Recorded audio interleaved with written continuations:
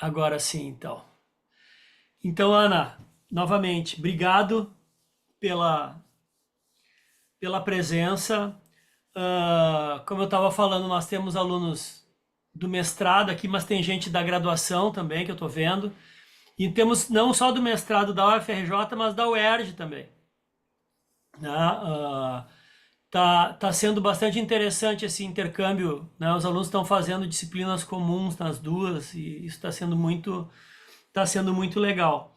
Mas para quem não conhece a Ana, deixa eu fazer uma breve apresentação, né? Para quem não conhece já tem uma falha na sua formação, porque deveria conhecer.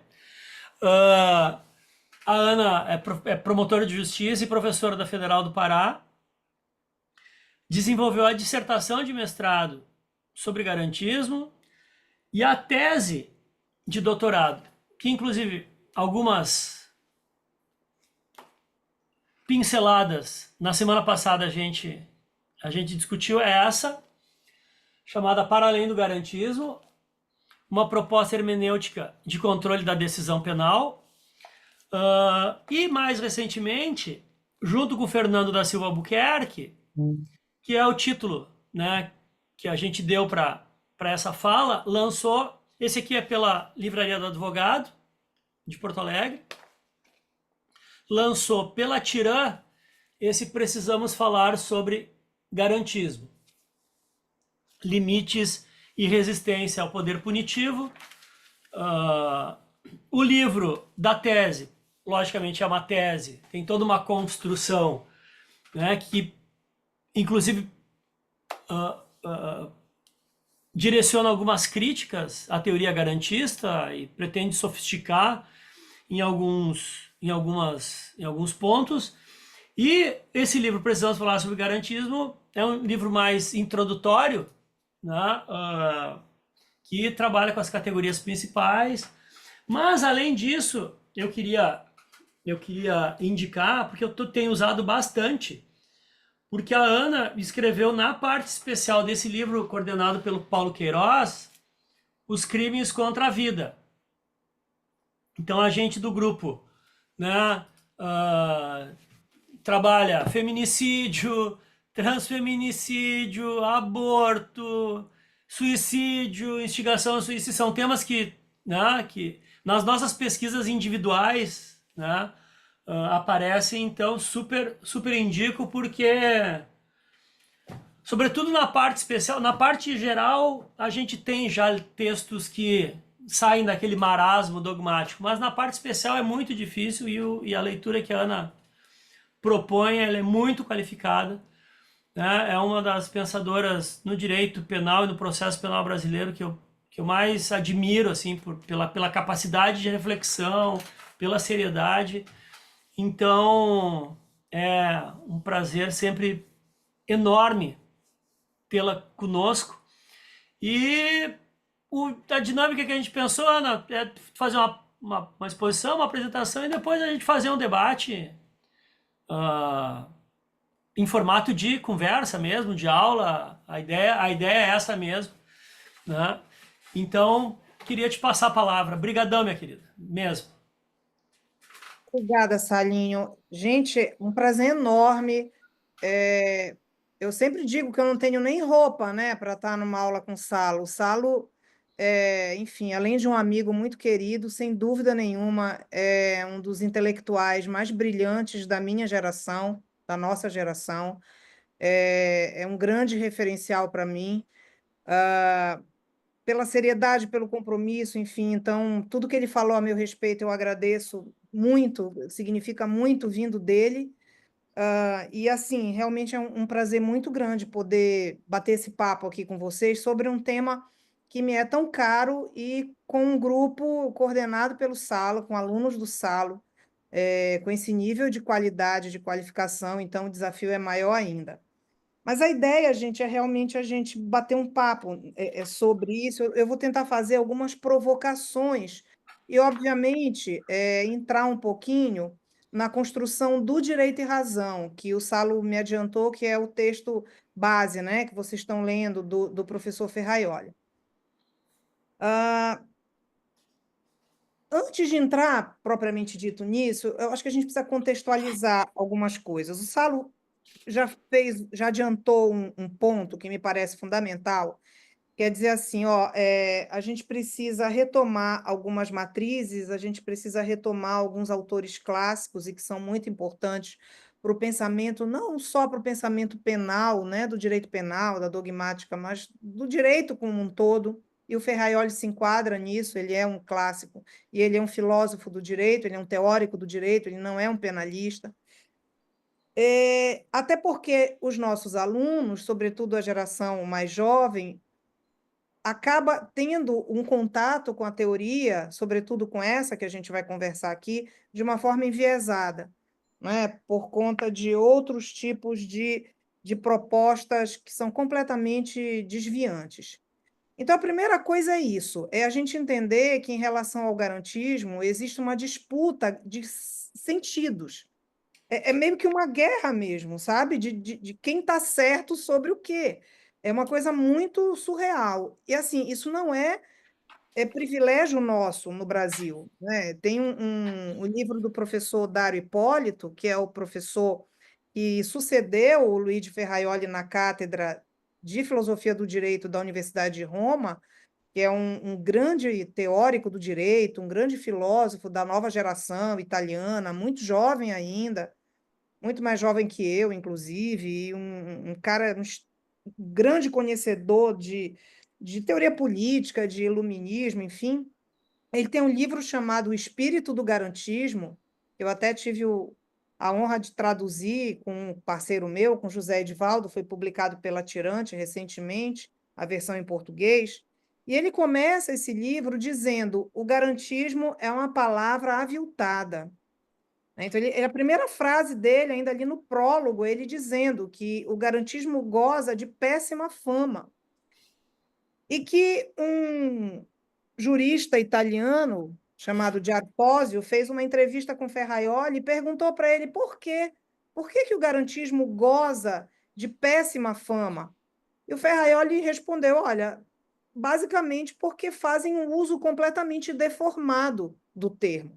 Então, isso que a gente vê acontecer no Brasil não é um privilégio nosso, não é apenas aqui que isso acontece.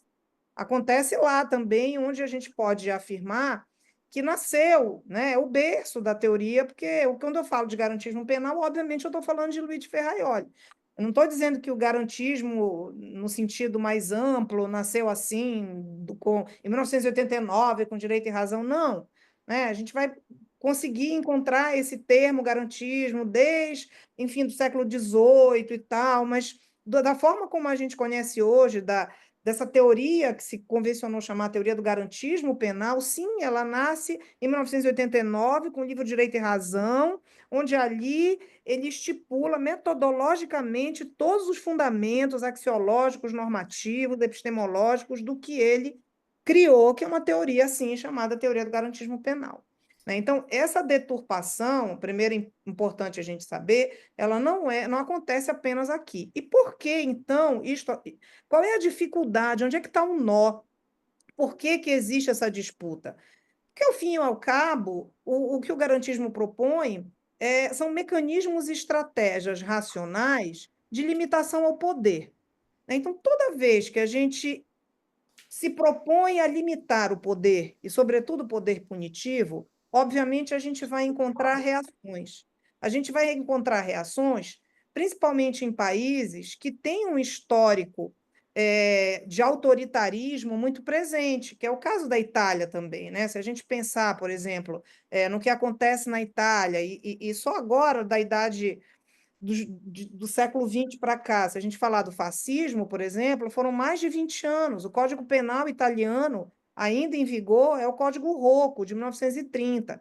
Eles tiveram uma alteração no processo, né? O Código de Processo Penal italiano, salvo engano, em 90 ou 89, sofreu uma guinada democrática, digamos assim, né? Hoje os italianos têm um sistema acusatório, coisa que a gente ainda não tem aqui no Brasil, mas a tradição deles é uma tradição do Código Rocco, existe uma dificuldade muito grande, né, de transpor algumas barreiras desse sistema autoritário.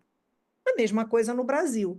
Então, o garantismo, quando chega no Brasil, e o Salo tem uma importância fenomenal nisso, o trabalho de a tese de doutorado do Salo, Pena e Garantismo e Garantias, uma leitura do garantismo de Luiz Ferraioli no Brasil, que eu tenho ainda a versão da tese mesmo, aquele livrinho azul lá, é um símbolo, aquilo ali é sensacional, até porque o Salo trabalha o garantismo numa área extremamente delicada do direito penal, que é a execução penal, né? Se a gente puder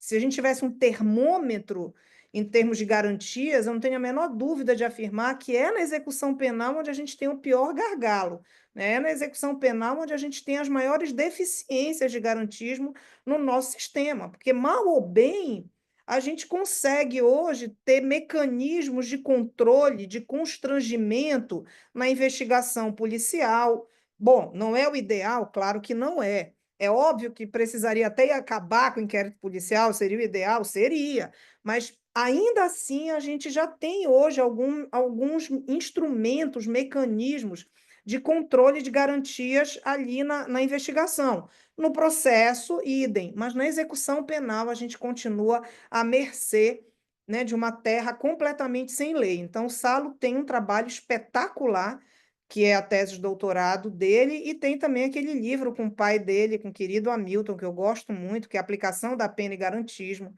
né, onde eles dão um show ali, inclusive na análise do artigo 59 do Código Penal e etc. Então, quando eu digo que o Salo tem uma participação muito importante neste momento da chegada do garantismo no Brasil, eu quero contextualizar isso que eu estou falando. O que acontece? O Direito e Razão, que é o livro que vocês estão trabalhando, ele é de 89, ok? Ele é de 1989, ele foi publicado na Itália, ele completou ano passado 35 anos. Então, a primeira pergunta que às vezes os alunos, até da graduação, costumam fazer é assim, prof, mas por que a primeira grande obra do professor Ferraioli foi uma obra na teoria do penal, foi no campo penal, se ele não é um penalista? Existe uma justificativa para isso, né? E eu acho que essa justificativa tem uma relação muito direta com o tempo em que o professor Ferraioli exerceu a judicatura na Itália, né? Para quem não sabe, o professor Ferraioli foi juiz também. Ele exerceu durante um período não muito longo, ali pela década de 70, mais ou menos, a função de juiz, né? De magistrado na Itália.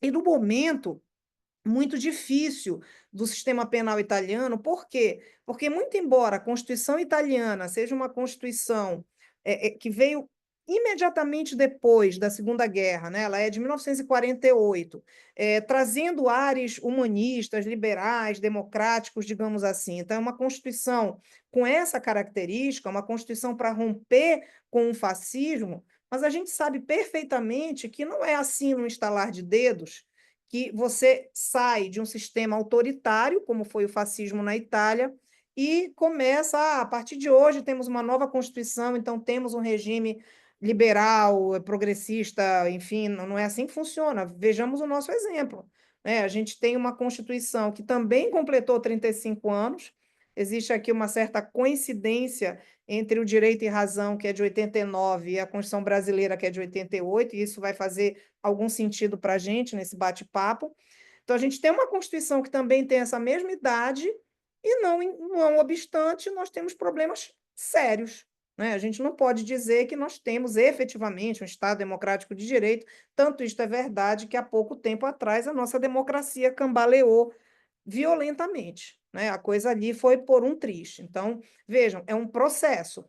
E ele, enquanto juiz, nesse momento de afirmação da Constituição italiana de 48, ele sentiu literalmente na pele a influência da chamada legislação de emergência em matéria penal, que procurou cortar garantias em matéria penal por conta da emergência da vez ali na década de 70, que foi o terrorismo, né? Então, por conta do terrorismo, houve, vamos colocar assim, entre aspas, para a gente entender o paralelo. Assim como nós tivemos o pacote anticrime aqui no Brasil, né? que veio das mãos daquele senhor, né, que foi ex-isso, ex-aquilo, né, ex-ministro, ex-juiz, né? Então, assim como a gente teve o pacote anticrime aqui, que com a emergência da vez era a corrupção, né? Então, assim, o discurso, né, penal, né, ele sempre se alimenta desse jeito, né? O Zaffaroni explica muito bem isso para a gente naquele livro A Questão Criminal, né? Como é que você faz para manter o discurso penal? Aliás, não só o Zaffaroni, mas toda a criminologia vai explicar isso para a gente, né, de forma muito clara, a Verinha Andrade também, enfim.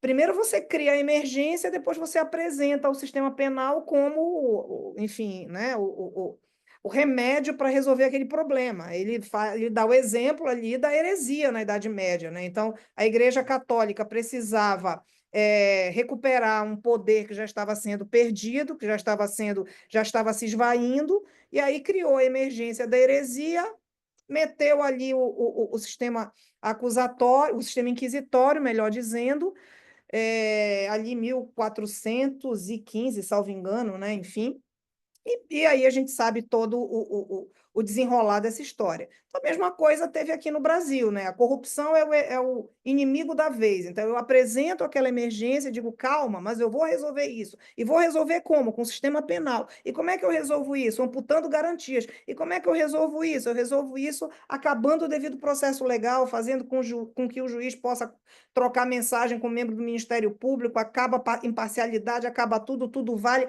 É um verdadeiro vale tudo. Isso aconteceu na Itália na época em que Ferraioli era juiz, com algum tipo de legislação que dava poder, um poder absurdo para a polícia, era um poder muito grande mesmo para a polícia. E aí o Ferraioli disse, olha, não pode, não pode, porque, vejam, o sistema penal, o campo penal, é ali onde a primeira pancada segura que o autoritarismo dá, entendeu? Então, pode contar o que aconteceu na ditadura militar, acaba com habeas corpus. Então, o campo penal é o primeiro que sente. As garantias penais são as primeiras que desaparecem.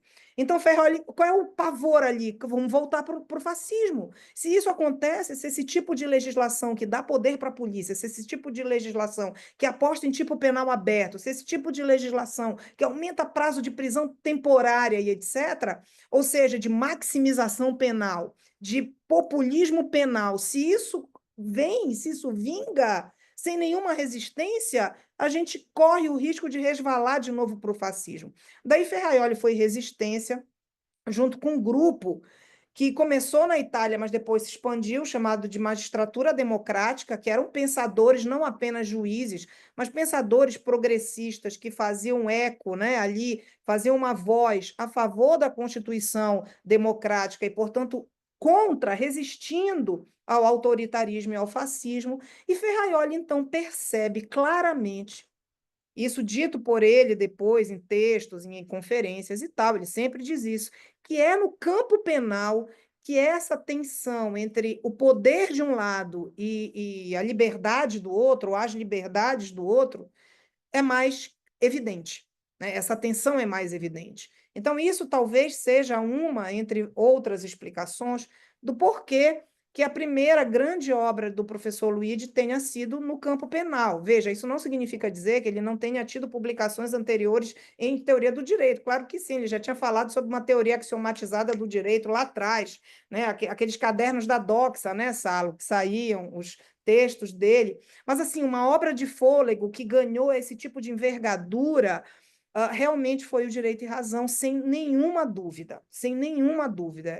Há um livro em espanhol, Estudos sobre o Garantismo Jurídico de Luigi Ferraioli, ou sobre o pensamento jurídico de Luigi Ferraioli, um livrinho azul coordenado pelo Carbonell e pelo Salazar, em que, na introdução desse livro, os organizadores usam exatamente essa expressão, que o Direito e Razão ele provocou um verdadeiro boom, né? Boom na cultura jurídica europeia. Tipo assim, foi realmente algo que veio e causou um terremoto, digamos assim. Só que aí, vamos lá. O que acontece lá e o que acontece cá? Acho que isso é importante para a gente, e daí, de novo, eu vou retomar a importância de pensadores como Salo. Na Europa, tem uma tradição que é muito saudável e que me parece que a gente poderia copiar, a gente copia tanta coisa que não é legal, mas poderia copiar o que é legal, é uma tradição muito saudável, que é das publicações em que existem as duas partes, né? Os críticos, mas a pessoa também vai, que está sendo criticada, e responde. Então, isso foi feito com o professor Ferraioli em vários livros. Esse é um exemplo. Eu dei o exemplo dele.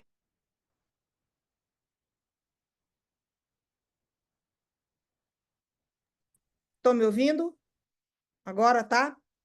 Tem outros, tem um livro organizado pela Letícia Gianformaggio, salvo engano, que é Discutindo com Luigi Ferraioli. Tem uma que é Teoria dos Bens Fundamentais, salvo engano. Então, assim, é muito bacana, porque vai um professor, ok? E assim, olha, vamos imaginar que eu estou criticando uma parte do livro do Salo. Salo vai publicar um livro, um baita livro, aí eu vou lá e diz, ó, Salo, aqui nesse ponto eu discordo de você. Aí eu vou escrever um artigo, diz, ó, aqui eu acho isso, isso, isso. Aí outra pessoa vai, então, eu também aqui nesse ponto, e ele vai depois e responde a cada um. Olha, aqui e tal, mas eu acho que aqui você não me compreendeu bem. Isso é maravilhoso, porque você aprende, entendeu? Bom, isso foi feito lá. Isso é para dar uma ideia para vocês da dimensão dessa obra, o que ela provocou, sobretudo entre os teóricos do direito. Muito bem, pois bem. Agora vamos vir para o nosso batente aqui para o Brasil. Eu estou falando final de década de 80, início da década de 90. Isso vai coincidir aqui no Brasil exatamente com a Constituição de 88.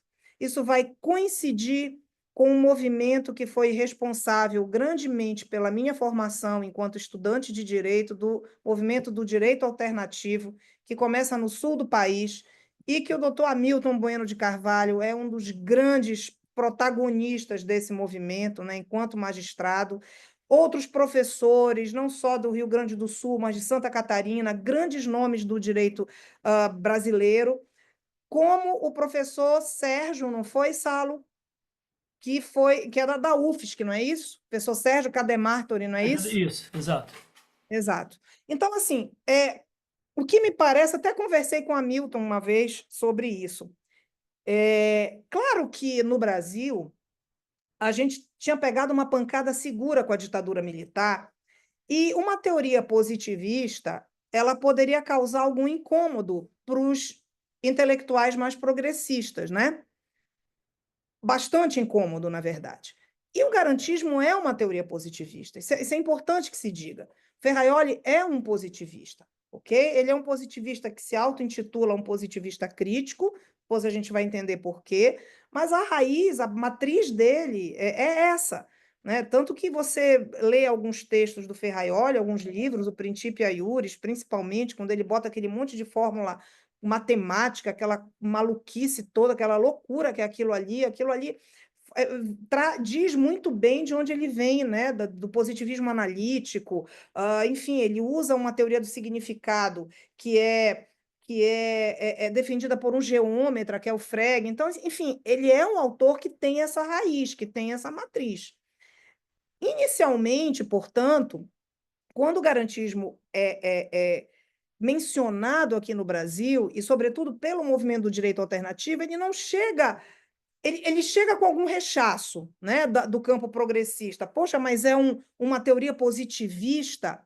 E aí vem uma outra geração, que é a geração do Salo, do Alexandre Rosa, o próprio Alfredo Coppetti, pessoas que vão estudar com Ferraioli, e mesmo que não indo estudar com Ferraioli, que é o caso do Alexandre, acho que ele não chegou a estudar com Ferraioli, mas ele faz uma dissertação de mestrado, claramente usando essa matriz teórica, que é o caso, para mim, de todos eles que eu citei, eu acho o exemplo do Salo realmente emblemático, alguém que vai, o Salo faz o que a gente poderia chamar aqui do sanduíche, né, Salo?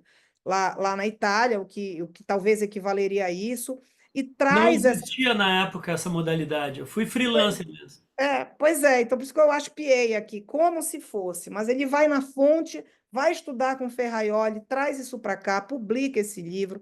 E aí eu disse uma vez num artigo que eu escrevi, o que acontece? Me pareceu que o garantismo, ele entra no Brasil assim e ele fica meio que encastelado nos bons programas de pós-graduação, entendeu? Então, assim, O livro do Salo, que é maravilhoso e que hoje os meus alunos da graduação têm acesso, não mais aquela tese de doutorado, mas ao que veio depois, naquela época não. Não tinha isso, ninguém falava de garantismo na graduação, enfim, muito menos no foro, né? Na vida prática, enfim. Então, me parece que aqui a gente tem um dado importante, né? Foi uma teoria que eu costumo usar essa expressão, que entrou no Brasil pela porta dos fundos, ela recebeu uma crítica muito grande do setor mais ácido, eu diria assim, da criminologia, porque realmente partem de bases epistemológicas diferentes. Entendam quando eu quero dizer isso. O que é que eu quero dizer com isso? O Ferraioli, ele é um legitimador do poder de punir, ok? Ele legitima o poder, ele vai dizer, ok, o poder de punir é legítimo. Depois a gente pode discutir de que forma ele faz isso. Mas os abolicionistas, por exemplo, vão dizer em hipótese alguma. Então, é claro que dá para você conversar. O Ferraioli e o Zaffaroni, por exemplo, podem perfeitamente conversar, muito embora venham de bases distintas.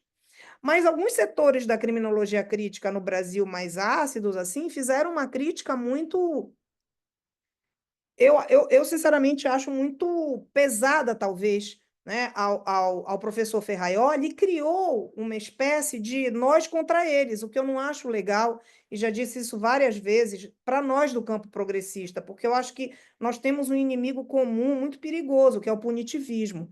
Então, se a gente ficar brigando entre nós, né, garantistas e abolicionistas, vamos colocar assim, grosso modo, para disputar espaço, eu acho que a gente não vai chegar a bom termo. Eu acho que é importante, claro, a gente discutir, existem bases teóricas que a gente pode discutir, mas eu acho que a gente tem, ao fim e ao cabo, todos nós queremos a mesma coisa, muito embora por caminhos distintos. Então, ele pegou essa pancada desse setor. E muito mais ainda a pancada dos punitivistas de plantão. Porque aí, gente, olhem só, é óbvio que uma teoria densa, uma teoria sofisticada, uma teoria complexa, que propõe racionalmente limite ao poder de punir, não vai ser bem recebida num país que tem uma tradição autoritária, como é o caso brasileiro. É óbvio que isso era esperado, que ela não fosse ser uma teoria bem recebida. E mais, e aí vem o grande problema, que aí é o que o Salo falou, né? Que, infelizmente, muitos dos nossos alunos da nova geração entram no garantismo de uma forma enviesada. O problema maior é, vamos lá, vamos separar duas coisas aqui. A gente tem o que eu vou chamar aqui de um discurso comum, ok? Um discurso de senso comum, que é um discurso pífio, que é um discurso tosco, que é um discurso absolutamente sem nenhum tipo de respaldo teórico ou coisa nenhuma. Eu não sei se vocês já ouviram falar, não sei, não gosto nem de chamar disso de livro, mas uma coisa chamada bandidolatria e democídio, né, de alguns coleguinhas meus do MP, inclusive, mas isso foi um livro, gente, publicado, em um movimento que começa no Rio Grande, isso é que eu fico impressionada, né? O mesmo estado, a mesma região do país que nos deu Hamilton Bueno de Carvalho, Salo de Carvalho, e essa galera maravilhosa do direito alternativo, também de lá saiu esse movimento aí de um garantismo totalmente às avessas, um negócio assim absurdo. Então, esse livro, essa publicação chega beira assim um absurdo de atacar o próprio professor Ferraioli, é um ataque pessoal. Eu tive que ler esse negócio, porque eu resolvi escrever um artigo criticando essas coisas, e aí eu tive que tomar um sorrisal antes, mas eu dividi com mais dois companheiros, inclusive o Fernando Albuquerque é um deles, outro é o José Edivaldo. Escrevemos nós três um texto que me deu assim muita angústia, porque inicialmente as pessoas diziam assim, mas vai dar palco para esse pessoal e tal, e eu fiquei realmente numa crise muito grande antes. Eu digo, olha, vamos enfrentar, porque isso está ficando muito perigoso, isso está chegando muito pesado na graduação. Eu, como professora de graduação, sentia isso, sabe? Os alunos chegavam com discurso pré-pronto, assim, extremamente, enfim. E acabou sendo surpresa para mim, porque o artigo até teve uma recepção muito boa na academia, e eu achei que foi legal ter feito isso. Então, tem essa galera que eu estou chamando aqui de um discurso mais pobre mesmo. Agora, o mais perigoso é a turma do garantismo integral, né, gente? Esse é o mais perigoso, porque esse aí, ele tem pretensões de cientificidade, digamos assim, né? O livro Garantismo Penal Integral, ele chegou a ter 4 edições, salvo engano, ele chegou à 4ª edição. Ele também é um compilado de artigos de muitos membros do Ministério Público, sobretudo federal, acho que tem 2 ou 3 juízes que também escrevem nesse livro. Ele é coordenado pelo professor Douglas Fischer, que é procurador da República. E é importante perceber, e eu estou fazendo aqui, gente, se vocês quiserem me interromper, por favor, fiquem à vontade. Ainda nem entrei no Direito e Razão, porque eu acho que é importante, Salo, não sei se tu concordas, mas a gente fazer essa contextualização. Me parece que a Lava Jato tem uma importância muito grande nesse momento, nesse contexto do garantismo penal integral, e as coincidências, elas, na verdade, não são coincidências, né? Então, olhem só. Se vocês bem lembram da época da Lava Jato, saiu do seio do MPF uma proposta das chamadas 10 medidas contra a corrupção. Se vocês derem aí no Google as 10 medidas contra a corrupção, vocês vão ver o que era proposto ali. Coisas absurdas, absurdas, inclusive o uso de prova ilícita a favor da acusação. Por aí vai, né? Algumas delas, em escala, vamos dizer, mitigada, foram incorporadas pelo pacote anticrime, a maioria não, mas isso saiu do MPF. Isso diz muita coisa. Isso não é um dado irrelevante.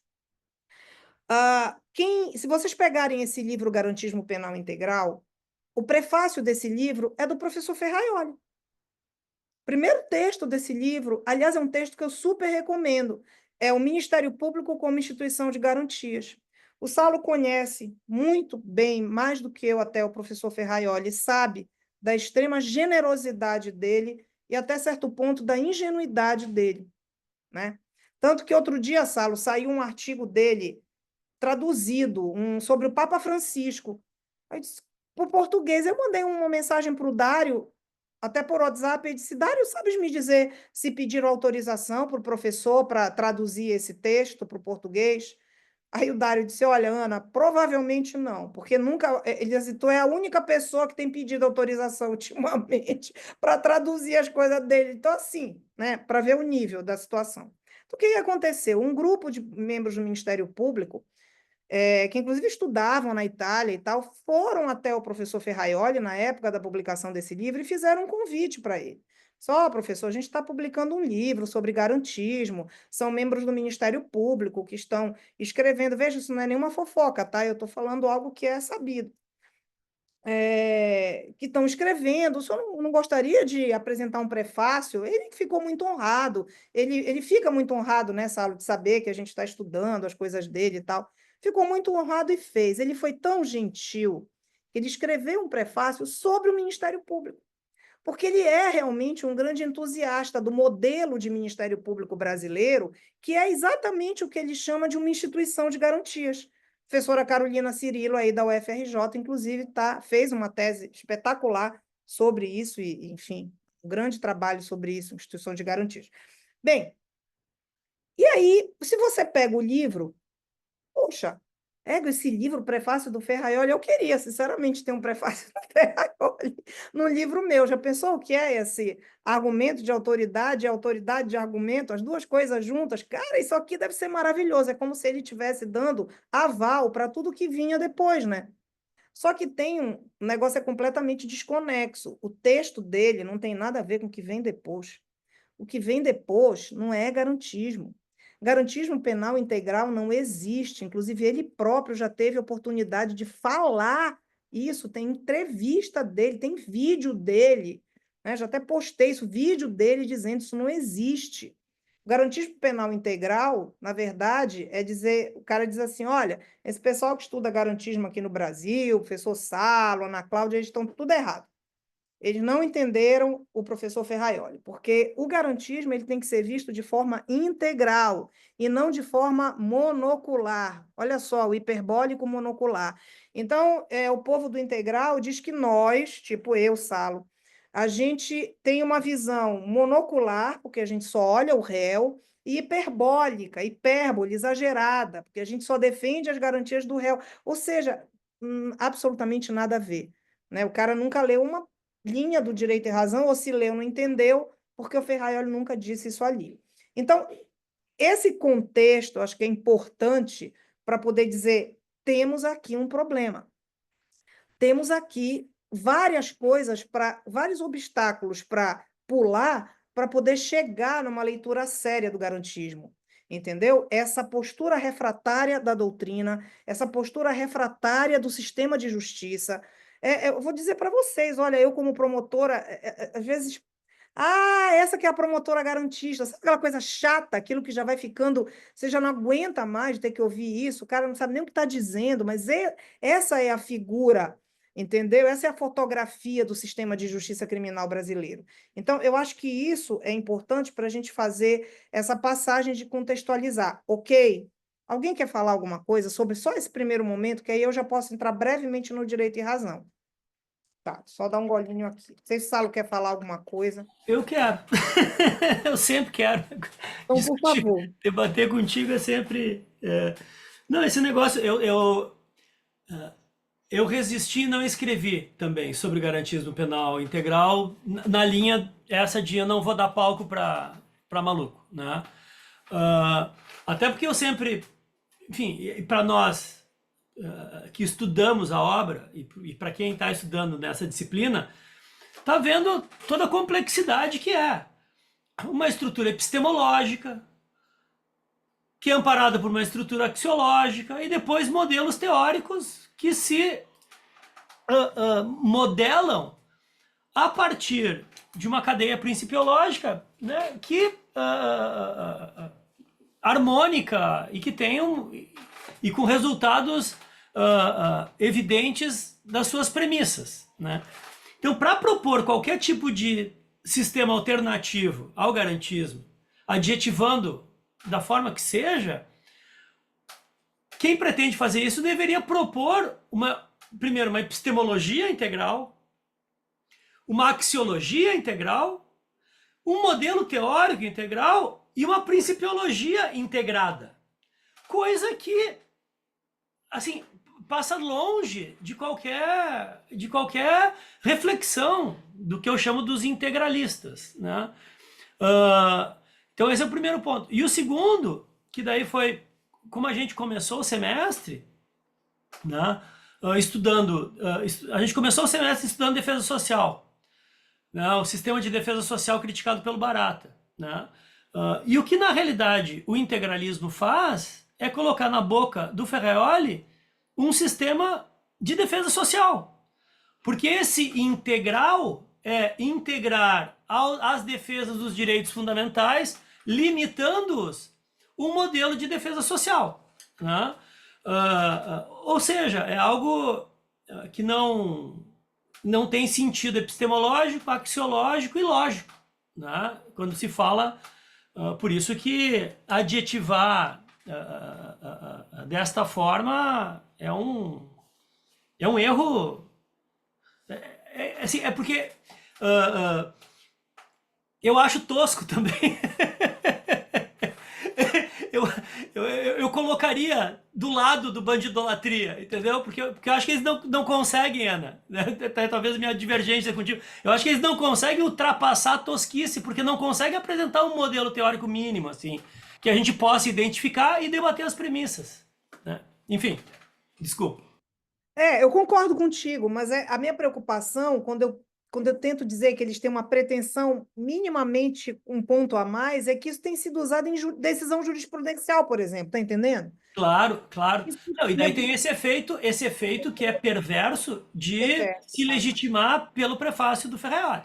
Exatamente. Ah, Bom, então, agora a gente vai para o livro propriamente dito. Né? Então, a estrutura do direito e razão, Sala acabou de falar, é uma estrutura muito interessante, né?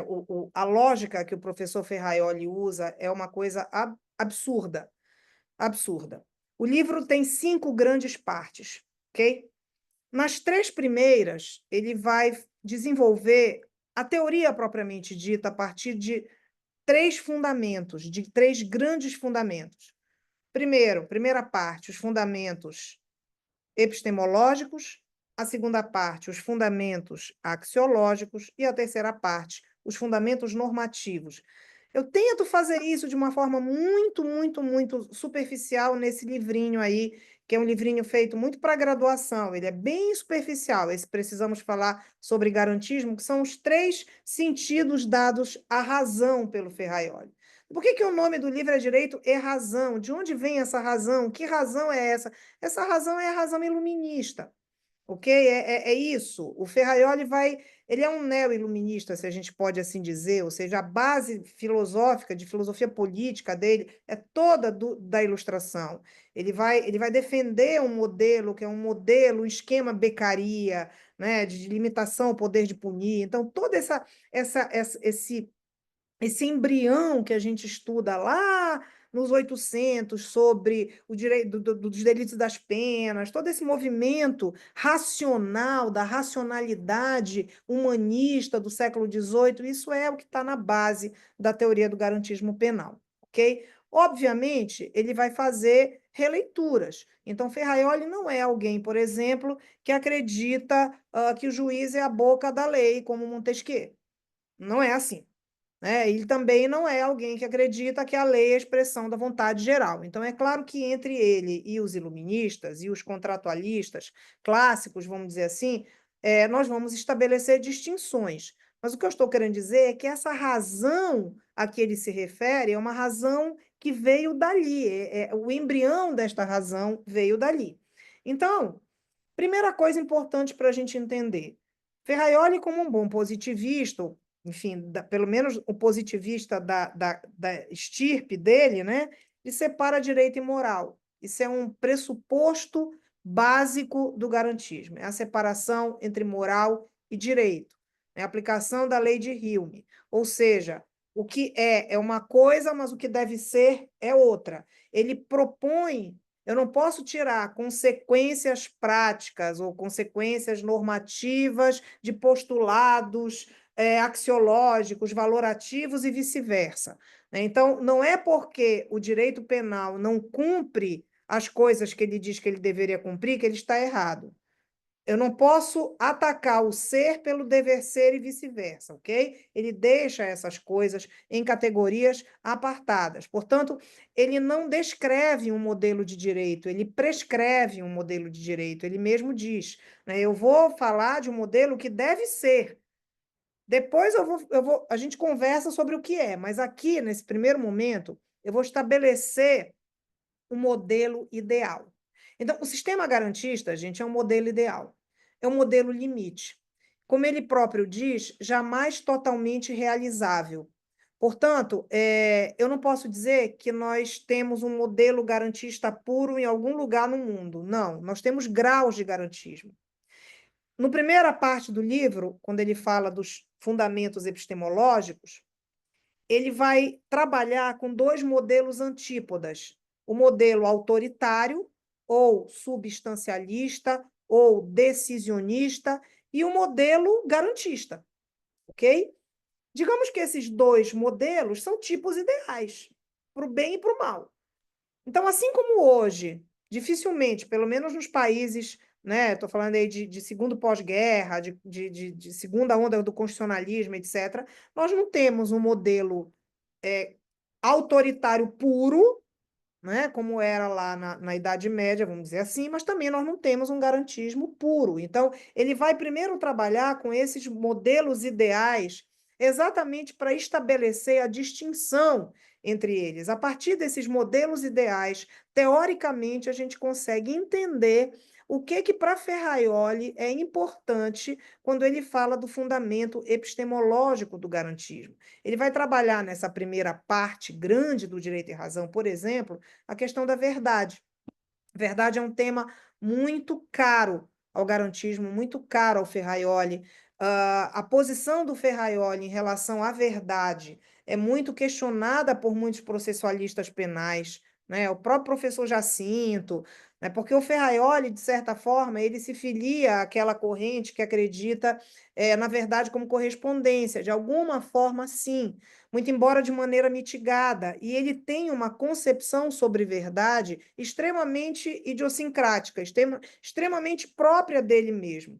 E que, ao fim e ao cabo, nada mais é, se a gente trouxer essa discussão para o campo penal, do que o seguinte: olha, dizer que o sistema de justiça criminal não busca verdade alguma, ou seja, cair num total niilismo, cair num total relativismo, é a mesma coisa que dizer que eu estou atrás da verdade real. O autoritarismo vai ser o mesmo, porque em ambos os casos você vai colocar na mão do juiz o poder para decidir, afinal, o que é certo ou o que é errado. Então, na verdade, o que ele procura dizer é o seguinte: olha, o que é o processo penal? É uma reconstrução de um fato que ficou no passado. Então, obviamente, vão ter falas, discursos e versões sobre um determinado fato. O processo penal é isso, eu tenho que resolver o problema de pessoas de carne e osso. Então, eu tenho que minimamente me aproximar daquilo que, em tese, seria a correspondência ao real, que jamais ocorrerá. Portanto, ele vai dizer: a minha verdade, a verdade que eu proponho, é uma verdade sempre muito limitada em aspectos cognitivos, mas extremamente ampla em aspectos de garantismo. Como não é esse o objeto da nossa discussão hoje, só para tentar situar essa posição dele sobre a verdade, ele vai dizer assim: ó, uma coisa simples, regra do jogo. É regra do jogo.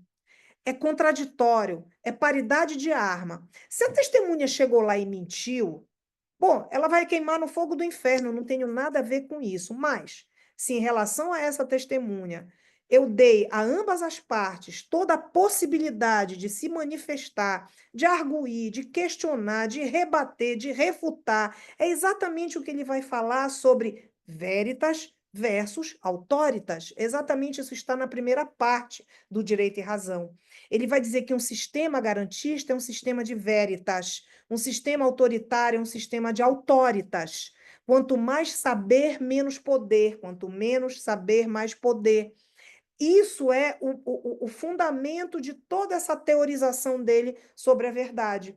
Então, ele vai dizer o seguinte: um sistema de justiça criminal, ele tem que ser, sobretudo, um sistema de verdade. Isso implica muita coisa. Isso implica, por exemplo, a gente ter preocupação em tipos penais fechados, a gente repudiar os tipos penais abertos, a gente repudiar, por exemplo, prisão preventiva como garantia de ordem pública. Isso não é um sistema de veritas, isso é um sistema de autoritas. Toda vez que a lei, vejam, ele é um positivista, ele acredita que ajustando a técnica legislativa, ajustando a lei, eu vou conseguir constranger. A preocupação dele é sim com a discricionariedade do juiz, é sim com o abuso do poder. Ele tem muito mais preocupação com os erros judiciais do que propriamente com essa defesa social.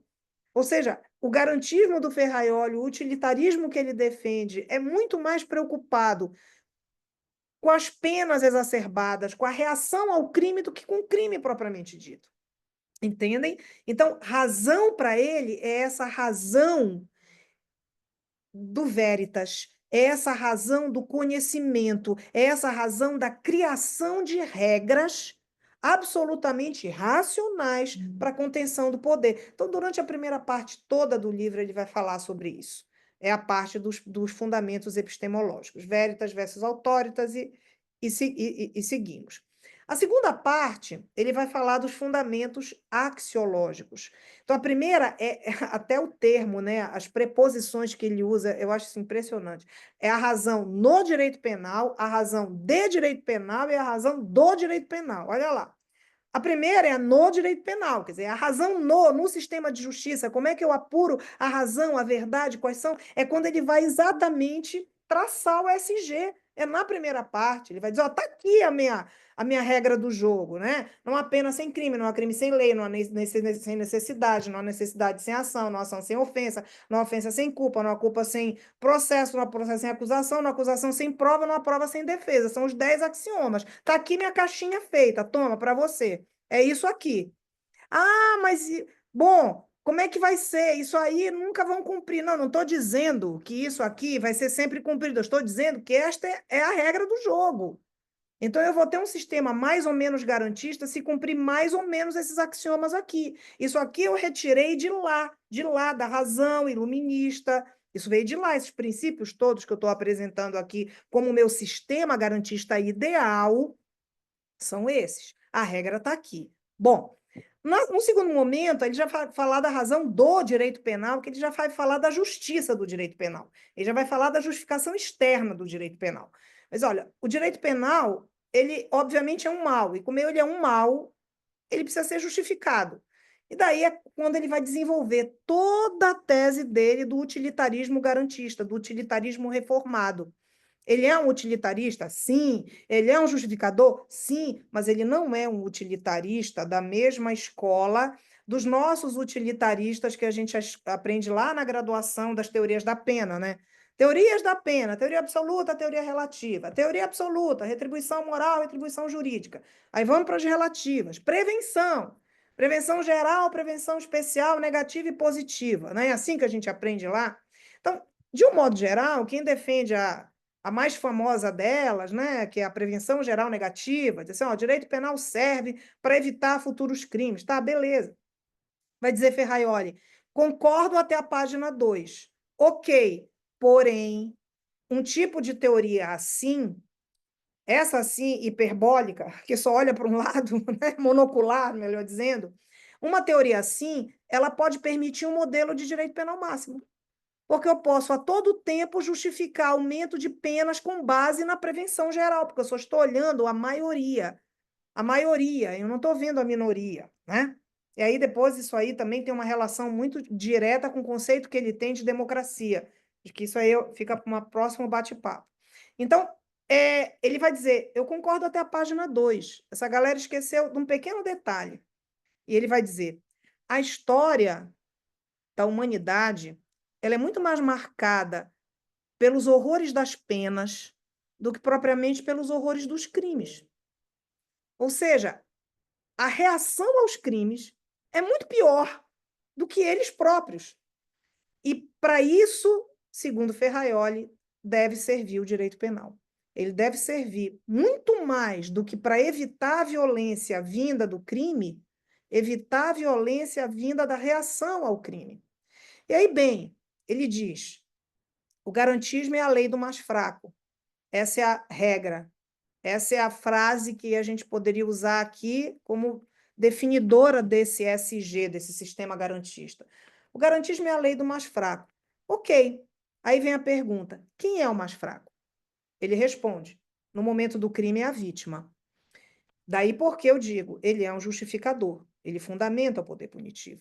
Então, ele acredita, quer dizer, eu já nem sei mais se acredita, depois do último livro, acho que não acredita, mas enfim, depois a gente fala disso. Mas enfim, ele justifica o direito penal pensando assim, bom, eu preciso de uma teoria de bem jurídico, né? Eu preciso saber que eu, como vítima de um crime, posso ficar tranquilo de que o Estado vai intervir em meu lugar e vai processar aquela pessoa que me roubou, que me lesionou, que me ofendeu, que me violou.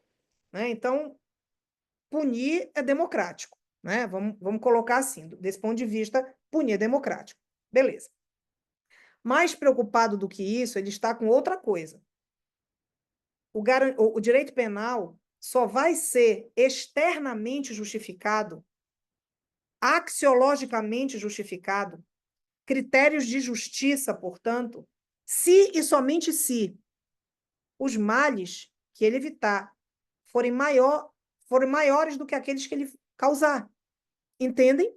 Então, ele está mais preocupado de evitar o que vem depois, de evitar as penas arbitrárias, de evitar o arbítrio, de evitar as condenações injustas. Porque se no direito penal eu tenho o problema da pena em si, que é uma resposta absurda, vamos pensar na pena de prisão, ok? Só para a gente. No processo penal, eu tenho outro problema seríssimo, que é a decorrência dessa análise, que são os erros judiciais. Então, ele diz, e em espanhol isso faz até um trocadilho, né? Se a história da pena é a história dos horrores, né? A história dos processos é a história dos errores, né? Que aí, enfim, dos erros.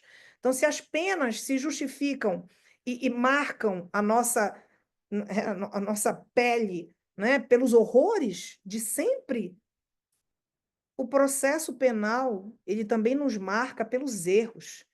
E nós somos, infelizmente, um país que tem, né, a gente está vivendo, o pessoal que trabalha com o projeto, com o Innocence Project, né, quem trabalha com isso, está aí cheio de dados para nos oferecer, e a gente sabe muito bem quem são esses protagonistas, né? São geralmente jovens, negros da periferia, aquela idade ali entre 18 e 25 anos, que são sempre, né, o reconhecimento que está errado, aí reconhece a pessoa, é atitude suspeita.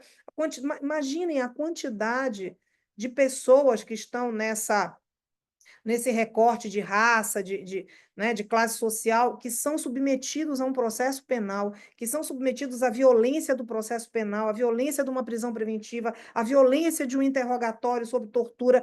Tudo isso, e no final eu não tenho prova. Eu canso de pedir arquivamento, gente, de inquérito policial. Aliás, eu peço muito mais arquivamento do que eu denuncio por tráfico, porque para chegar em mim um inquérito policial bem feito, com provas obtidas por meio, né, com respeito àquelas regras do jogo, do Ferraioli, aos 10 axiomas, isso é quase uma agulha num palheiro. Eu sou promotora estadual, eu trabalho com, né, com a criminalidade tosca, como diz o Zaffaroni. Então, é inquérito que começa com a famosa atitude suspeita ou com a famosa denúncia anônima. E vou arquivando tudo. Pô, mas eu vou arquivando, mas o cara já estava preso. Essa pessoa já chega para mim presa. Então, vejam, aqui a gente tem o objetivo maior da teoria garantista, ok? É evitar esse tipo de arbítrio, é criar mecanismos. Então, no capítulo 2 ou na seção 2, no item 2, que é a grande do livro, ele vai justificar o direito penal do ponto de vista externo. Não é fácil, ok? Ele faz uma crítica muito bem fundada ao abolicionismo, reconhece todas né, o trabalho importantíssimo da criminologia crítica, mas dá a versão dele, né, justifica a teoria dele, que é distinta. E aí a gente vai para a terceira parte, que são as razões de direito penal. Ele vai dizer assim, olha, ali atrás, eu justifiquei o direito penal externamente, com base, portanto, em argumentos morais, em argumentos extrajurídicos, em argumentos políticos, em argumentos filosóficos, essa história, né, de dizer é um mal, eu preciso justificar. E vamos combinar, todo mundo que faz esse trabalho não é do direito penal, isso é uma coisa que incomoda a filosofia desde que o mundo é mundo, né? A gente vai buscar lá em Sêneca, em, sei lá, antes dele, a justificativa do porquê que se pune, né, do se punir, né, porque ele vai colocar aí 4 interrogantes: se, porquê, quando e como. Proibir, punir e julgar. É o se, né, se. A pessoa pode punir. Então, isso tudo ele discute no grande capítulo 2. Ele está discutindo aí questões externas. Quando chega no 3, ele diz assim, ó, já justifiquei. Já disse aqui por que o direito penal se justifica. Então, fundamenta, se justifica por isto, isto e isto. Agora, vamos ver como ele se justifica internamente. Daí, por que eu acho importante dizer isso? Por que é importante estudar o garantismo no Brasil? Ferraioli fala para países de constituição rígida. Ponto. Como nós. Talvez isso não faça menor sentido nos países de tradição romano-germânica. Eu não sei se o Salo conhece traduções do Ferraioli para o inglês, né? Eu não conheço, eu realmente desconheço. O Dário nem fala, quer dizer, eu acho até que fala, mas ele não fala inglês. Não queira falar inglês com o Dário, que ele não fala, não fala inglês. Fala francês, o Dário dá aula na França, é professor convidado. Mas não, inglês não faz sentido, ok? Não faz sentido. Mas para nós faz todo sentido, ele faz uma diferença entre vigência e validade.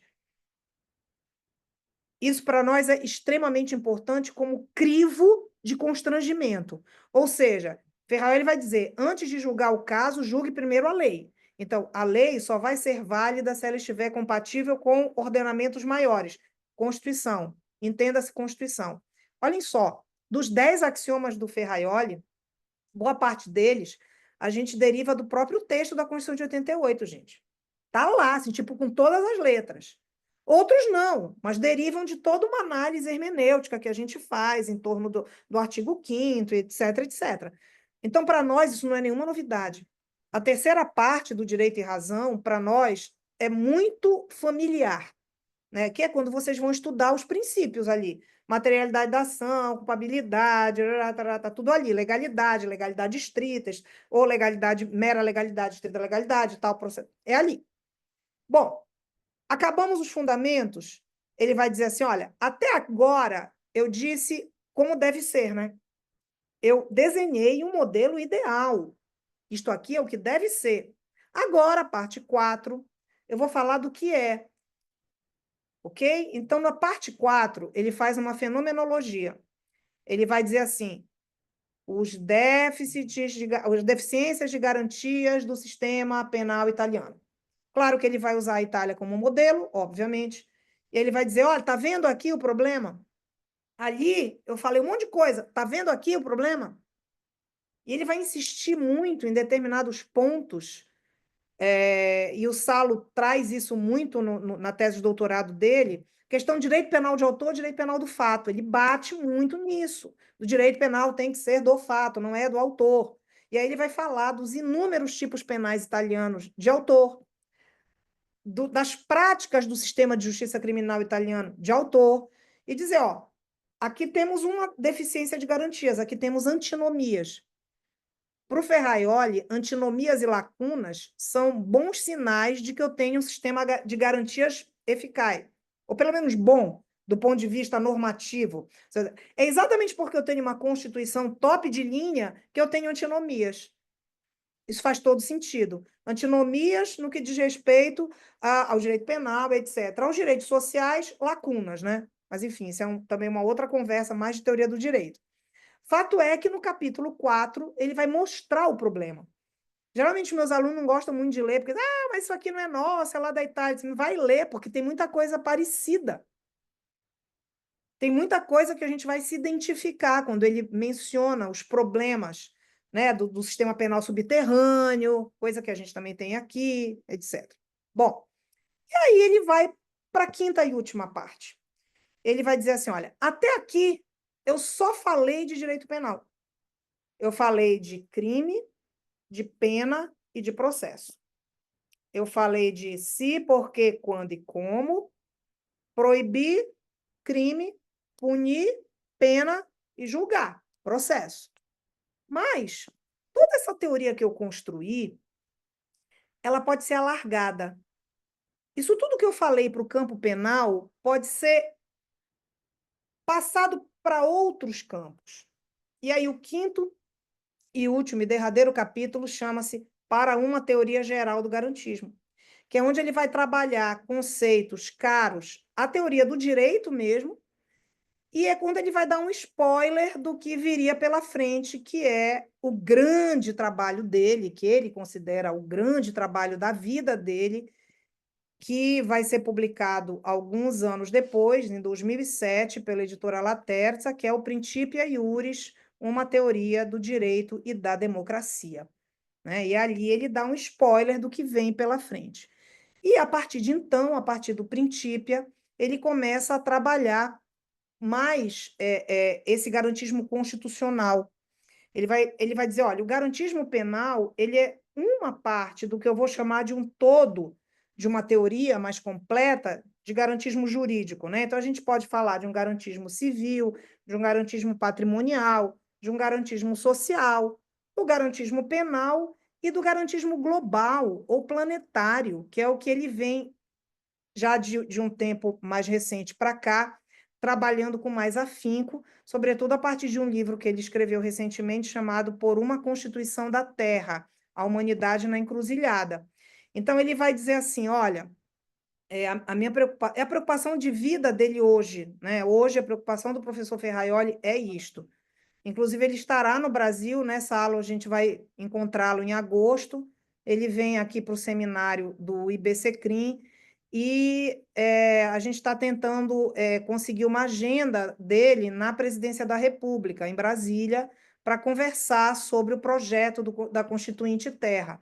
Ele tem levado esse projeto para muitos países, não só na Europa, mas também na América Latina. Inclusive, eu acho que esse mês de maio, ele não sei se teve ou terá uma agenda no Parlamento Europeu, né, na Comunidade Europeia, para falar sobre o projeto.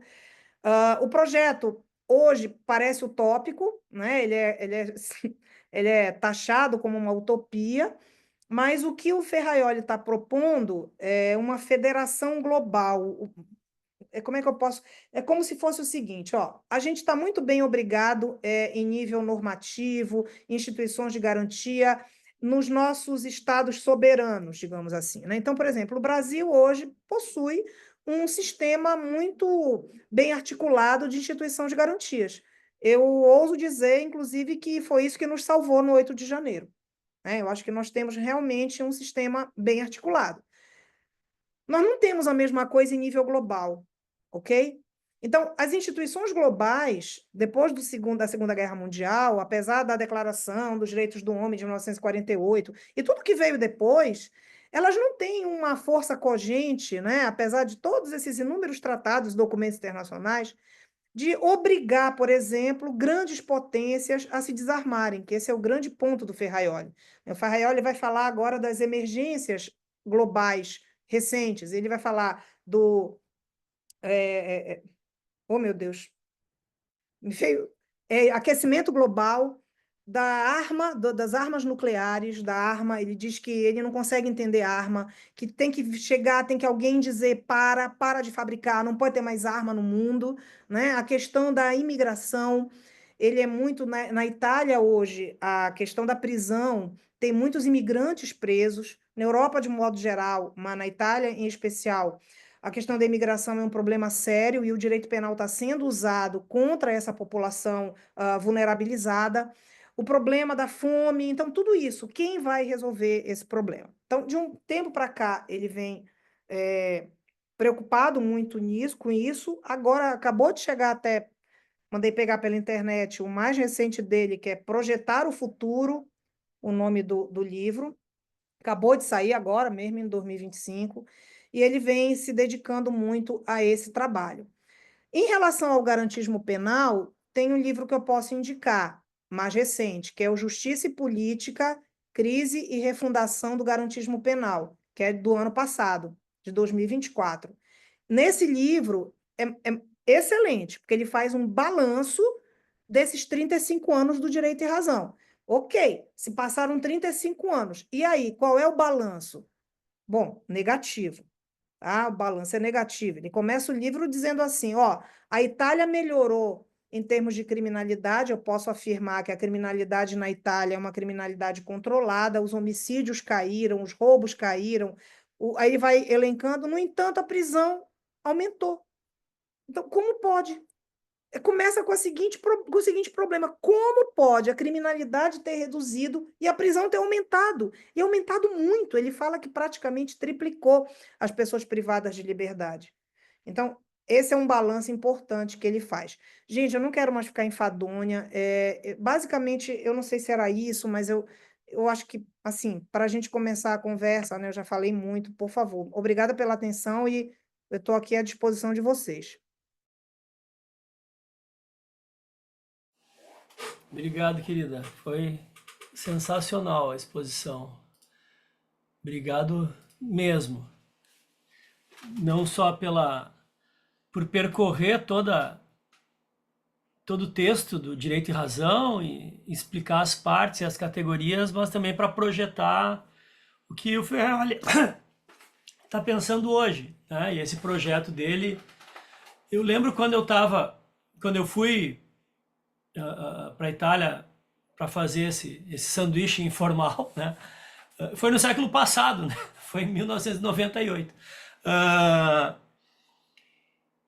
Ele recém tinha lançado um livrinho pequenininho e eu comprei lá e li, chamado, depois saiu como apêndices de vários outros livros, sobretudo nas traduções do Perfecto, né? O Perfecto tem essa... Aliás, louve-se o Perfecto, porque a inserção do Ferraioli na América Latina e na Iberoamérica em geral, se dá a partir do trabalho incansável do Perfecto Ibáñez de tradução e de divulgação, né? Aliás, são muito amigos ambos, né? Uh, mas se chama Soberania no Mundo Moderno, que tem até em PDF, Ana, depois posso te mandar se tu não tiver esse, que é um texto, tá aqui, esse Soberania no Mundo Moderno, também pela Laterza, de 1997 o livro, e que como ele estrutura logicamente o pensamento é um negócio, chega a ser assustador, né? Ele joga xadrez com o leitor, assim, ele vai apresentando as peças e vai montando o esquema. E o que ele faz, na realidade, é transportar da teoria base do contrato social, né, da formação do Estado moderno, para as relações entre Estados, né? Ou seja, que diz no livro, os Estados vivem em um estado de natureza e a gente precisa de uma Constituição da Terra para limitar esses poderes selvagens dos Estados, que foram criados para limitar os poderes selvagens das pessoas, né? Só que é uma grande aposta na jurisdição, né? Então, daí talvez um pouco o idealismo de uma teoria contratualista, né? Se a gente pensar, por exemplo, em questões bastante pragmáticas, como é o Tribunal Penal Internacional, Corte Interamericana de Direitos Humanos, não tem poder normativo, os principais estados mais poderosos não aderem, e isso torna, né, um juízo simbólico, declaratório, importante para constrangimento, mas que efetivamente não tem poder normativo. Mas, excelente, Ana, muito obrigado mesmo. Eu queria, enfim, fazer alguns comentários depois, mas também se... Vamos lá, Fernando, começa por ti. Então tá ótimo, obrigado, professor. Professora, na verdade não é propriamente uma pergunta, né? Seria mais uma provocação, até porque eu não sei até que ponto haveria uma resposta definitiva, né? Mas eu havia já conversado por diversas vezes com o professor Salo, né, no final dessas aulas, algumas questões que eu considero muito interessantes, né? Que o Ferraioli, eu brinquei com o professor Salo, que ele tem o hábito de escrever de uma forma tão lógica, e tão racional, que ele quase me convence que eu mesmo estou errado em algumas convicções que eu tenho, porque é muito difícil argumentar com os pontos que o Ferraioli faz no livro dele. Mas, assim, eu venho de uma perspectiva muito interessante, que antes de fazer direito eu fiz relações internacionais. E dentro das relações internacionais eu assisti justamente uma colisão de uma teoria idealista, por um lado, que botava suas fichas na paz democrática e numa forma de constituição da Terra, né, pela propagação da democracia no globo, que gera até nos anos 90 aqueles livros do Michio Kaku, né, O Fim da História, e algumas questões assim com o fim da União Soviética, que hoje perderam muito espaço dentro da Academia das Relações Internacionais para as teorias realistas e neorrealistas que encaram esse âmbito internacional, esse vácuo normativo internacional, como o espaço no qual o poder político in natura ele é exercido por excelência, e é um espaço que é altamente resistente à normatização, porque os estados eles irão fazer esses cálculos políticos entre o ganho de uma determinada ação que contraria uma normatividade internacional e o ganho político,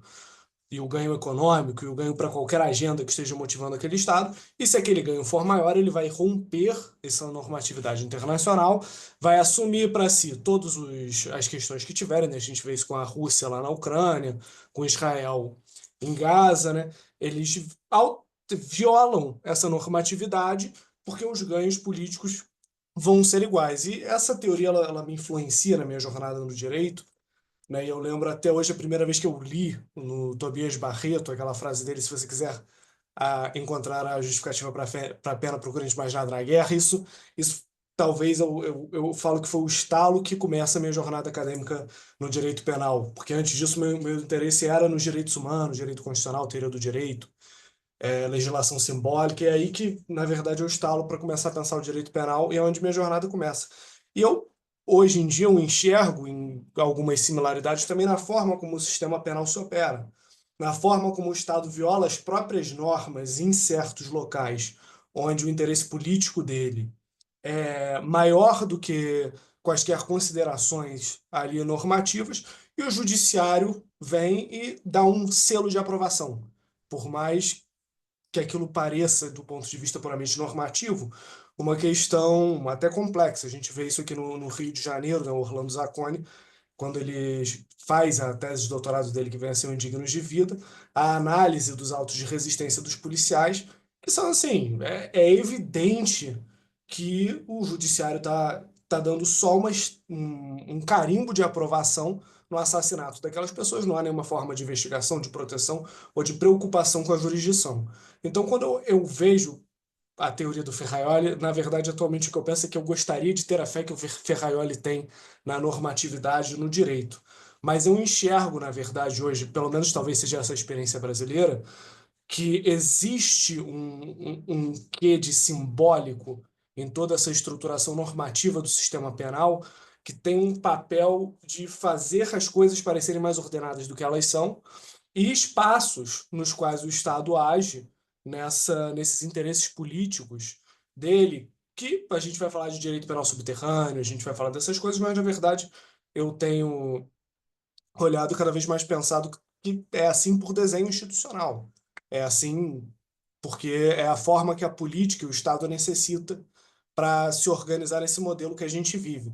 Então, isso gera uma certa dificuldade na minha cabeça de, no fim do dia, talvez esse meu posicionamento mais pessimista, né, concordar com essa hipótese ultranormativa do professor Ferraioli.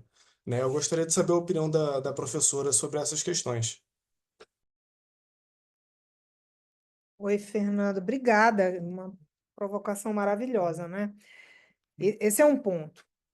Primeiro, que legal que tu começaste pelo Tobias Barreto, que ele foi teu start, não poderia ter sido melhor, né? Maravilhoso. Nesse livro Justiça e Política, o título, inclusive, é bastante sugestivo. Ele faz exatamente uma reflexão sobre o criacionismo judicial, a forma como a política definhou enquanto debate público, então um empobrecimento total do debate público, um empobrecimento da classe política e o aumento do protagonismo do poder judiciário. Então, ao fim e ao cabo, a gente está discutindo por aí. O que a gente está discutindo é isso. É uma teoria que aposta numa racionalidade normativa, isso é fato, mas que, no final das contas, ela vai ter que conviver com um espaço de poder que vem do poder judiciário. Então, me parece que a tua angústia é mais ou menos assim: eu estou acreditando num bom juiz. Assim, o Ferraioli não acredita no bom poder, mas ele acredita no bom juiz.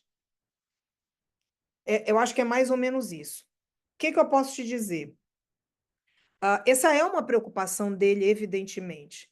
Se tu olhares toda a primeira parte do Direito e Razão, da epistemologia, a preocupação do Ferraioli ali é uma preocupação com a discricionariedade judicial. Então, esse bom juiz, essa figura desse bom juiz, tem que ser uma figura construída e uma figura constrangida. Então, a vida dele é criar mecanismos de constrangimento a esse juiz, para que ele não tenha muito por onde correr a partir de um modelo ideal que foi imposto a ele. Então, trazendo a coisa para a nossa realidade, eu tenho uma Constituição que é um modelo ideal. Então, a gente pode usar esse paralelo. Assim como o garantismo penal do Ferraioli, com os 10 axiomas, é um modelo ideal? A gente pode usar aqui uma metáfora do salto em altura, que coloca o sarrafo lá em cima. Então, vamos imaginar que o Ferraioli, com os 10 axiomas dele, ele colocou o sarrafo lá em cima, né? Dificilmente a gente vai conseguir, enquanto estrutura de sistema de justiça, pular este sarrafo. A Constituição de 88 fez a mesma coisa. Vamos imaginar que a Constituição de 88 ela colocou também este sarrafo lá em cima. Dificilmente a gente vai conseguir pular esse sarrafo sem bater, né? Pular a altura sem bater no sarrafo. Bom, enfim. Então, o que a gente precisa entender? De onde parte o Ferraioli? Quanto mais eu constranger esse juiz por meio de uma estrutura normativa e sim legislativa, etc., mais condição eu tenho de reduzir o poder dele. Entendeu? Então, assim, isso resolve totalmente? Não, esse juiz vai conseguir espaço para exercer esse poder? Vai. A gente vai de novo cair na história do autoritas versus o veritas. Então, eu vou ter muito juiz aí que vai pelo veritas, que vai pelo autoritas e esquece o veritas, e que vai exercer o poder por meio de decisões que não são absolutamente, como tu disseste, que é o judiciário dando beneplácito para uma prática, como você deu o exemplo da pesquisa do Orlando Zarconi com a história dos autos de resistência. Você vai ver o Poder Judiciário chancelando isso. Ok, é fato, sim, é isso. Isso é o que é. Mas o que a gente está trabalhando o tempo todo, a gente precisa pensar no modelo de dever ser e que, portanto, a gente tem ali uma opção racional de redução de danos. É nisso que eu me pego, entendeu, Fernando? Então, por exemplo, eu sempre dou o meu exemplo, né? Eu sou promotora de justiça. Eu consigo fazer um sistema garantista 100%? Claro que não. Não. Mas eu procuro cada vez mais aumentar o meu sarrafo? Sim. Então, por exemplo, chega um inquérito policial na minha promotoria e eu falo para os estagiários, olha, é o seguinte, isso aqui é uma corrida de obstáculo, ok, gente? Então, tem muita coisa aqui antes de denunciar. Denunciar alguém é uma coisa muito grave, acusar alguém é uma coisa muito grave. Então, vamos ver se o fato é típico, antijurídico e culpável. Isso é o básico, mas não basta. Vamos ver se nenhum dos princípios aqui tá, se não tem significância, os princípios que afastam a tipicidade. Então, eu vou na corrida de obstáculos, se a prova foi obtida por meio ilícito, se a defesa teve acesso a essa prova produzida na polícia. Eu vou me impondo aos meus obstáculos, eu vou aumentando o meu sarrafo. Entendeu? Quando eu faço a NPP, eu não exijo confissão. Eu dou confissão para mim não esquece, confessa se quiser, entendeu? Pô, não tem nada a ver, isso não vai me fazer diferença. Então, eu consigo me colocar esse sarrafo. Qual é o grande problema disso? É a fulanização do sistema de justiça. Então, você vai dizer, então, por exemplo, o STJ melhorou, né?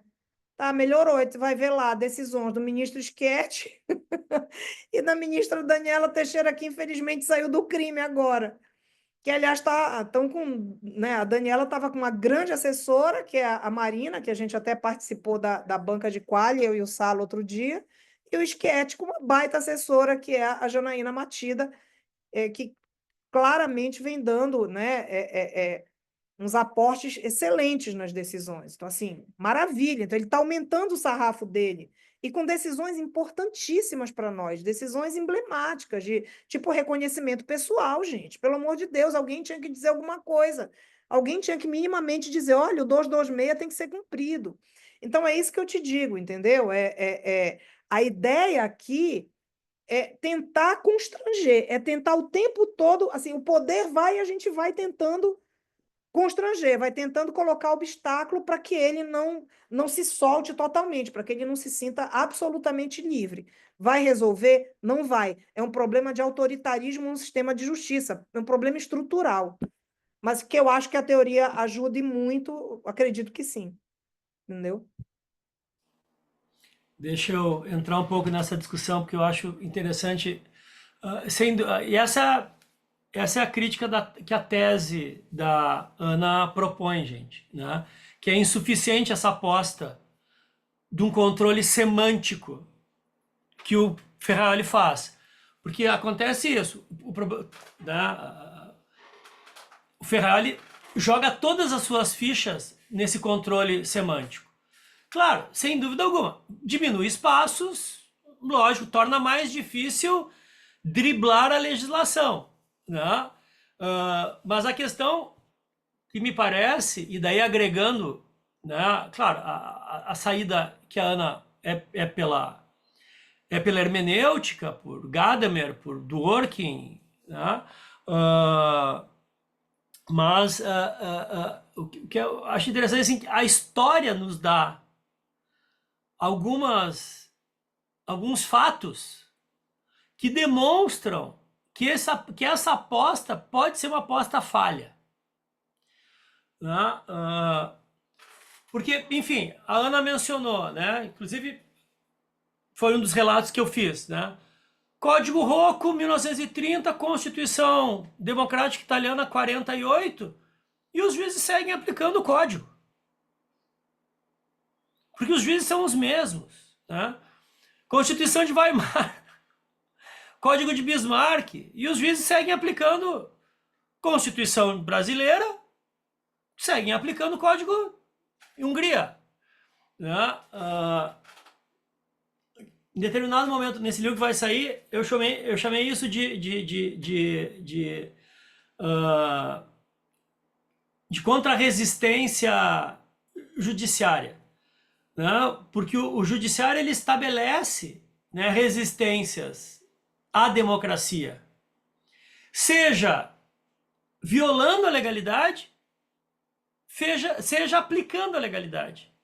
Então, em matéria de direitos sociais, inefetiva por omissão. Em matéria de direito penal, efetiva por ação. Seja flexibilizando a lei, seja afirmando a lei. Afirma a lei quando ela é autoritária, flexibiliza a lei quando ela é democrática. Isso né, eu falei para Ana segunda-feira passada, né, eu usei a tua tese, inclusive, e aqui estão de prova, né, para ver como não é puxa-saquismo isso. Eu utilizei tua tese, inclusive, como exemplo metodológico, né? Um pouco do que a gente discutiu com a Marina também, né? Nas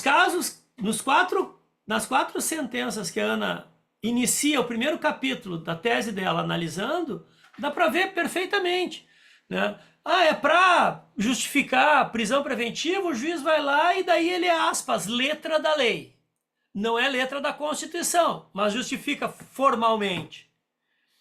Quando há uma legalidade mais democrática, que permite, né, ampliar os espaços de liberdade, daí materializa, daí flexibiliza a interpretação. Essa é a história do nosso judiciário. Porque é um poder conservador, quando bom, reacionário normalmente, e é um poder que se mantém, né, a partir desse reforço às estruturas de poder, né? Mas, logicamente, né, concordo e aposto também, né, nessas saídas também de controle de legalidade, controle semântico da legalidade, né? Mas nós temos já experiências do século passado e desse século que já são consolidadas no sentido de que essa aposta não dá para jogar todas as fichas aí, não, né? Só queria mostrar os livros que a Ana citou, gente, né? Esse aqui é o com a Letícia Gianformaggio, As Razões do Garantismo, que ele é de 93, né? E são quatro partes. As 3 primeiras partes são de comentaristas na teoria geral do direito, na filosofia do direito penal e na filosofia política. A parte 2 da filosofia do direito penal é maravilhoso, comenta, né, o direito e razão. Luigi Bergali, Mário Cataneu, Paulo Ferrua, Fiadanca, Nelken, Padovani, Salvatore Senesi, Tarufo na parte de prova e Zaffaroni. O texto do Zaffaroni, ele é maravilhoso, né? E depois lá no final o Ferrari vai responder a cada um deles. E o texto do Bergali é genial também, porque ele fala assim, bom, que garantismo é possível na América Latina, né? O outro texto que a Ana falou é esse do Carbonell e do Pedro Salazar, Garantismo, que está pela Trota, esse está em espanhol. E daí saiu um em português também, mas que daí é mais na área da teoria geral do direito, que é esse aqui, que daí está pela Livraria do Advogado, inclusive, que é o mesmo esquema também. Vários textos, Lênio, André Caran, Cadermatori, Copete, fazem comentários à obra e depois, no final, o Ferraioli responde, inclusive discutindo ali a questão do garantismo e da hermenêutica, né? Um debate bastante qualificado e que tem na tese da Ana uma importância enorme. Gente, mais alguma questão? Assim, eu não quero abusar. A Ana está fazendo pós-doc dela, certamente tem muita coisa que ler e fichar e escrever. Nenhum abuso, é um prazer. Nossa, é uma honra. Bom, como não há mãozinhas levantadas, Ana, novamente, muito obrigada. Uma aula incrível, incrível. Vai ficar gravada para a gente revisitar sempre. E muito obrigado e parabéns pelo teu trabalho. São só elogios e vamos colocar em prática esse nosso projeto de poder fazer nesse ambiente virtual as aulas com os nossos alunos da Federal do Rio e da Federal do Pará, aulas conjuntas com esse debate que eu acho que engrandecerá enormemente esse debate da nossa rede, né? Obrigada, Salo. Obrigada, gente. Obrigada pelo carinho. Beijo. Beijo.